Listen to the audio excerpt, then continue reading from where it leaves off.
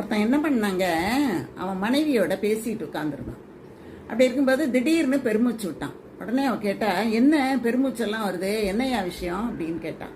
அப்போ அவன் சொன்னான், இந்த பார்த்துக்க, ஒரு 10 வருஷத்துக்கு முன்னால் உங்கள் அப்பா என்னை நிற்க வச்சு ஒரு கேள்வி கேட்டார். என் பொண்ணை நீ கல்யாணம் பண்ணிக்கிறியா இல்லை உன்னை பிடிச்சி ஜெயிலில் போட்டுமா? 10 வருஷம் ஜெயிலில் கடந்து கழி திங்க வச்சிருவேன், ஒழுங்கு மரியாதையே என் பொண்ணை கல்யாணம் பண்ணிக்கோ அப்படின்னு சொன்னார். நான் ஜெயிலுக்கு போக பயந்துக்கிட்டு உன்னை கல்யாணம் பண்ணிக்கிட்டேன். அதை தான் இப்போ நினச்சி பார்க்குறேன்.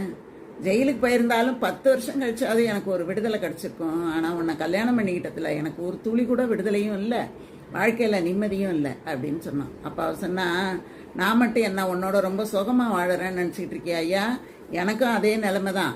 இப்படி தான் எல்லார் வாழ்க்கையும் இருக்கும். வாழ்க்கைன்னா கிடைத்த வாழ்க்கையே மகிழ்ச்சியாக வாழ தெரியல அப்படின்னு சொன்னாலே அந்த வாழ்க்கை சிறையில் இருக்கிறதுக்கு தான் சமமாகும். அதை புரிஞ்சு நடந்துக்கையா அப்படின்னு சொன்னான்.